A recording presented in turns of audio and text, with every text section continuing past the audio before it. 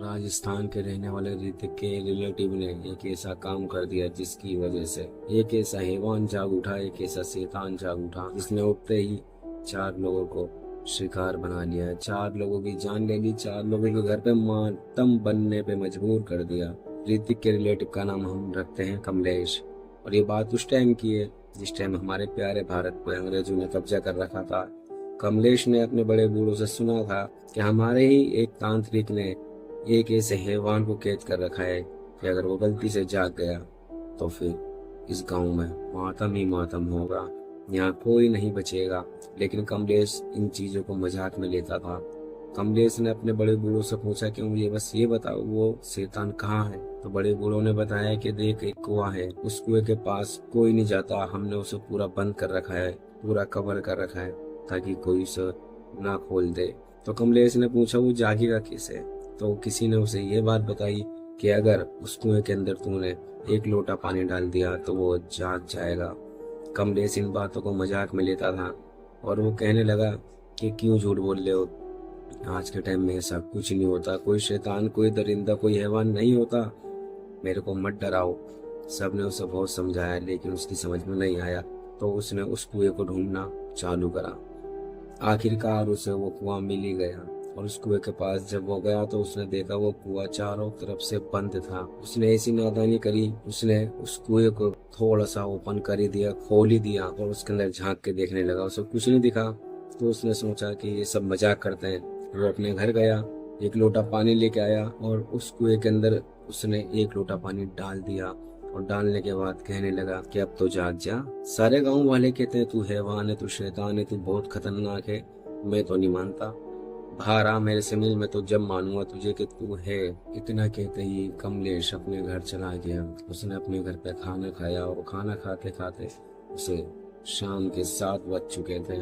फिर उसने सोचा कि थोड़ी देर अपने दोस्त के घर पे होके आता हूँ।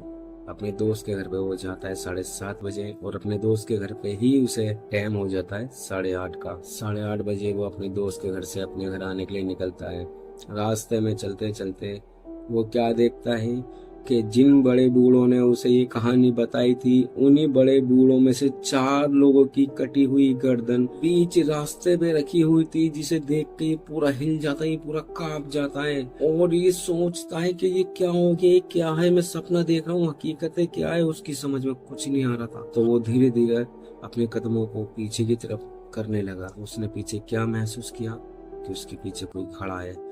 जब उसने पीछे पलट के देखा तो उसने क्या देखा कि एक 10 से 11 फुट का हैवान उसके पीछे खड़ा है, जिसके लंबे लंबे बाल है और उसके दांत इतने नुकीले हैं कि अगर वो इंसान तो इंसान जानवर के भी काट ले तो वो भी मर जाए, उसे भी जरा भी बचने का मौका ना मिले। और उसकी स्माइल इतनी क्रीपी थी कि जिसे देख के अच्छे अच्छों का दिल दहल जाए। और उसके हाथ ऐसे थे जैसे कोई जानवर के हाथ हो। जब कमलेश ने उसे ऊपर से नीचे तक देखा तो वो धक्का खा के नीचे की तरफ गिर गया और कहने लगा कि कौन है तू।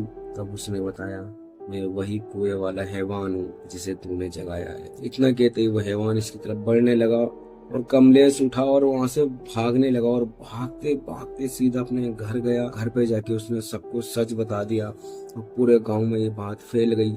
रातों रात पूरा गांव खाली हो गया। सबने उसी टाइम अपना घर, अपनी जमीन जो भी था उनके पास, वो सब उसी रात वहीं छोड़ दिया और उस गांव को छोड़ के हमेशा हमेशा के लिए कहीं और चले गए। और वो गांव आज भी वीरान है। आज भी कहा जाता है कि वो हैवान उस गांव की गलियों में घूमता है और अपने शिकार की तलाश में रहता है। कमलेश के एक छोटे से मजाक ने 4 लोगों की जान ले ली और पूरे गांव को अपना घर छोड़ने पर मजबूर कर दिया। अगर आपको हमारी ये कहानी पसंद आई हो तो हमारे चैनल को सब्सक्राइब एंड वीडियो को लाइक जरूर करना।